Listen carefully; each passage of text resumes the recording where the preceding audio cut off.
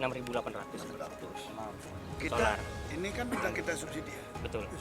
Kita tadi ingin mengecek stok ya supplier dari Pertamina, terutama untuk kebutuhan solar. Masyarakat nelayan Kota Banda Aceh. Tadi jumlahnya berapa Pak? 120 ton. 120. Saya bersyukur tadi dari 120 ton itu rupanya cukup, malah lebih ya untuk nelayan Kota Banda Aceh. Tapi juga kita tidak lengah, saya minta dari Pertamina untuk terus memantau apabila dirasakan ini kurang. Pertamina sudah membuat sebuah sistem yaitu SPBUN subsidi tepat sasaran, di mana penyaluran untuk ke nelayan itu sudah menggunakan barcode.